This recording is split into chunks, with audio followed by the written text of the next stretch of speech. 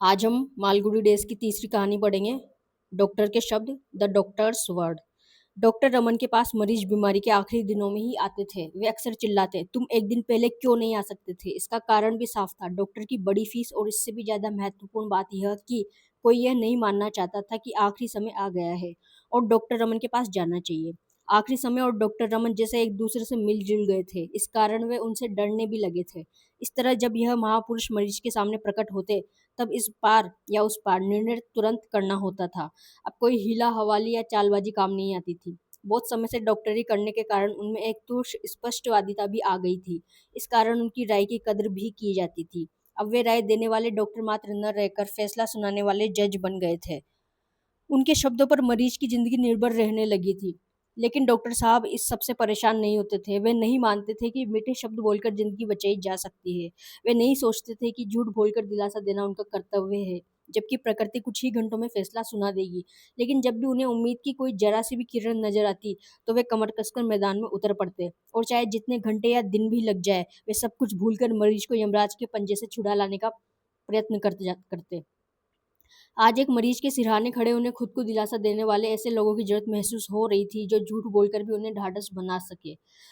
रुमाल निकालकर उन्होंने माथे से पसीना पोंछा और मरीज के पास चुपचाप कुर्सी पर बैठ गए।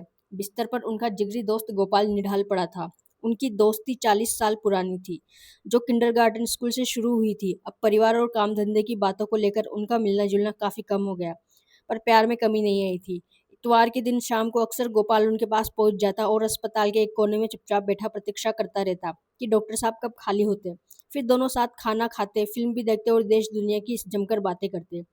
ये उनकी स्थायी मित्रता थी, और उसमें इसमें वक्त और हालात का कोई असर नहीं पड़ता।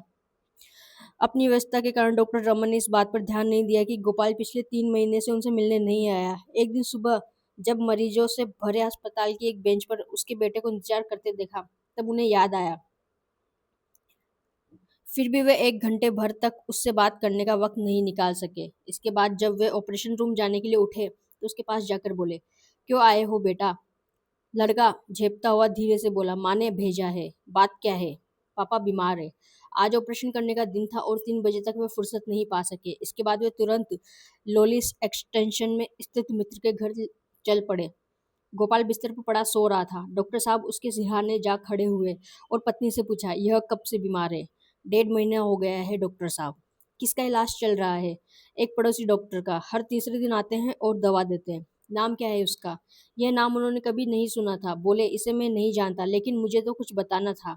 तुमने खुद क्यों खबर नहीं की। हमने सोचा आप व्यस्त होंगे और व्यर्थ में आपको परेशान करना होगा। पत्नी ने बड़ी दयनीयता से कहा। वह काफी परेशान नजर आ रही थी। डॉक्टर समझ गया, अब गंवाने लायक वक्त नहीं बचा है। उन्होंने कोट उतारा और बक्सा खोला। इंजेक्शन ट्यूब निकाली, सुई खोलते पानी में रख दी।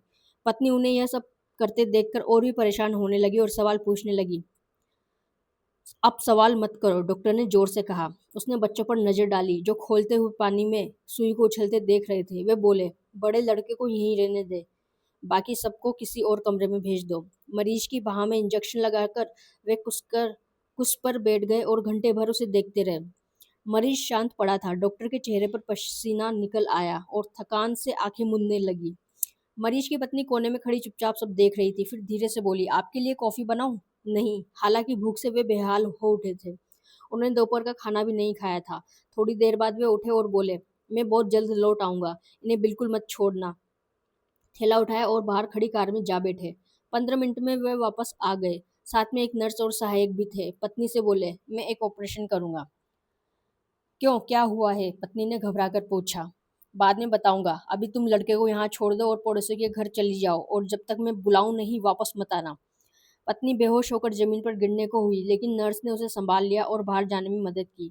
रात को करीब 8 बजे मरीज ने आंखें खोली और बिस्तर पर धीरे से हिला।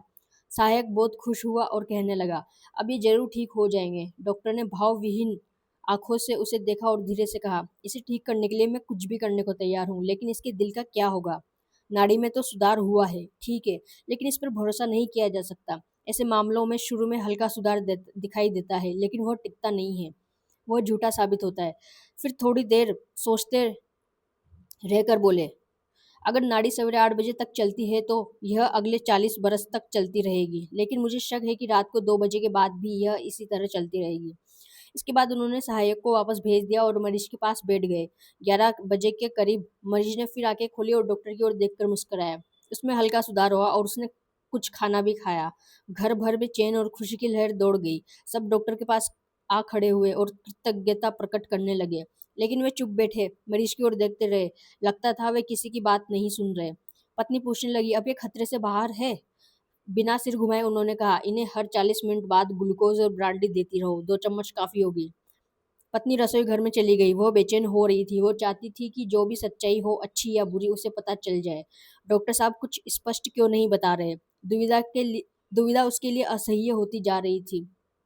शायद वे मरीज के सामने कुछ ना कहना चाहते हो, इसलिए रसोई के दरवाजे से उसने उन्हें इशारे से बुलाया। वे चले गए तो गए। उसने पूछा, अब ये कैसे है? बच तो जाएंगे ना? डॉक्टर ने होठ काटे और जमीन की ओर देखते हुए धीरे से कहा, अपने पर काबू रखो, इस वक्त कोई सवाल मत करो। भय से पत्नी की आंखें फैल गई। उसने उनके हाथ कसकर पकड़ लिए और कहने लगी, मुझे सच बता दीजिए, इस वक्त मैं तुमसे बात नहीं करूंगा। यह कहकर वे कुर्सी पर जाकर फिर बैठ गए। पत्नी ने चीखकर रोना शुरू कर दिया। आवाज सुनकर मरीज ने चौंक कर आंखें खोली और देखने लगा कि क्या बात है। डॉक्टर साहब फिर उठे, रसोई की ओर गए, दरवाजा बाहर से बंद कर कुंडी चढ़ा दी, जिससे आवाज बाहर निकलने से रुक गई। वे फिर कुर्सी पर आकर बैठे तो मरीज ने धीरे से पूछा, क्या आवाज थी? कोई रो रहा था क्या? डॉक्टर ने कहा, तुम अपने पर जोर मत डालो, बात मत करो, सोने की कोशिश करो। मरीज ने फिर पूछा, क्या मैं जा रहा हूँ? मुझसे मत छिपाओ। डॉक्टर ने अस्पष्ट सी कुछ ध्वनि की और कुर्सी पर बैठे रहे। उनके जीवन में ऐसी स्थिति कभी नहीं आई। लिपापोती उनके स्वभाव में नहीं थी। इस कारण लोग उनके शब्दों को बहुत महत्व देते थे। उन्होंने मरीज की तरफ एक नज़र डाली। उसने इशारे से उन्हें पास बुलाया और धीरे से कहने लगा, मैं जानना चाहता हूँ कि और कितना जीऊंगा। मुझे वसीयत पर दस्तखत करना है, वह तैयार रखी है। पत्नी से कहो उसे उठा लाए, तुम गवाह के दस्तखत कर देना। डॉक्टर बोला, इस वक्त अपने पर दबाव मत डालो, शांत रहने की कोशिश करो। लेकिन ये कहते हुए वे स्वयं को मूर्ख महसूस कर रहे थे। सोचने लगे, कितना अच्छा हो मैं इस सब से बचकर किसी ऐसी जगह चला जाऊं जहां मुझसे कोई सवाल न पूछा जा सके। मरीज ने अपने कमजोर हाथों से डॉक्टर की कलाई फिर से पकड़ ली और जोर देकर कहने लगा, राम, यह मेरा सौभाग्य है कि इस वक्त तुम यहाँ मेरे पास हो।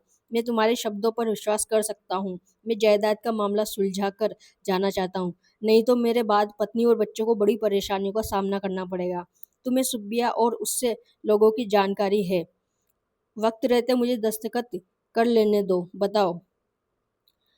ठीक है, जरा ठहरो, लेकिन डॉक्टर ने उत्तर दिया। फिर वे उठे और बाहर अपनी गाड़ी में जाकर बैठ गए। सोचने लगे। घड़ी देखी, आधी रात हो चुकी थी। वसीयत पर दस्तखत होने हैं तो 2 घंटे में हो जाना चाहिए, नहीं तो। वे संपत्ति के बारे में जिम्मेदार नहीं होना चाहते थे। घर की समस्याओं का उन्हें अच्छी तरह ज्ञान था और सुब्बिया तथा उसके लोगों की भी उन्हें सही जानकारी थी। लेकिन इस वक्त वे क्या कर सकते थे? अगर वे वसीयत पर दस्तखत करने की सुविधा उसे दे देते तो यह उसकी मौत का परवाना भी हो सकता था, क्योंकि इसके कारण जीवित रहने की उसकी कोशिश एकदम खत्म हो जाएगी। वे गाड़ी से निकले और घर की ओर चल पड़े। फिर कुर्सी पर जाकर बैठ गए। मरीज बराबर उनको देखे जा रहा था। डॉक्टर ने खुद से कहा, अगर मेरे शब्द इसे बचा सकते हैं तो इसे मरना नहीं चाहिए। वसीयत की फिर क्यों जरूरत है? वे बोले, सुनो गोपाल, यह पहली दफा वे अपने मरीज के सामने नाटक करने जा रहे थे, झूठ बोलकर जीवन जीने की उसकी इच्छा जगाने। मरीज के ऊपर झुककर वे जरा ज्यादा जोर देकर बोले, तुम वसीयत की फिक्र मत करो, तुम जियोगे, तुम्हारा दिल बहुत मजबूत है। ये सुनते ही मरीज के चेहरे पर चमक आ गई। संतोष की सांस भरकर उसने कहा, तुम कह रहे हो यह तुम्हारे मुंह से निकली बात जरूर सच होगी? डॉक्टर ने कहा, हाँ, मैं कह रहा हूँ। तुम हर क्षण ठीक हो रहे हो। अब सो जाओ, गहरी नींद में सो जाओ, मन से सब परेशानियां निकाल दो। मैं सवेरे तुमसे मिलूंगा। मरीज ने कृतज्ञ भाव से डॉक्टर की ओर देखा और फिर आंखें बंद कर ली। डॉक्टर ने अपना बैग उठाया और धीरे से दरवाजा बंद करके बाहर निकल गया। घर जाते हुए रास्ते में वो अस्पताल में रुके। साहब को बुलाया और बोले, तुम लोली एक्सटेंशन वाले मरीज के पास चले जाओ, दवा की एक ट्यूब साथ ले जाना। अब किसी भी क्षण वह जा सकता है। कष्ट ज्यादा हो तो यह ट्यूब दे देना। जल्दी करो, जाओ। दूसरे दिन 10 बजे वह फिर वहां पहुंच गए। कार से निकलते ही मरीज के कमरे की ओर तेजी से गए। मरीज जाग रहा था और ठीक दिख रहा था। सहायक ने बताया कि नब्ज सही चल रही है। उसने स्टेथोस्कोप मरीज के दिल पर रखा, कुछ देर सुना और पत्नी से बोला, देवी, अब खुश हो जाओ, तुम्हारा पति 90 साल तक जिंदा रहेगा। अस्पताल लौटते हुए डॉक्टर ने अस्पताल लौटते हुए सहायक ने डॉक्टर से पूछा, सर क्या वे जीवित रहेंगे? अब मैं शर्त लगाकर कह सकता हूँ कि गोपाल 90 साल तक जीवित रहेगा, लेकिन मेरे लिए हमेशा ये पहेली बनी रहेगी कि वह यह हमला कैसे झेल गया।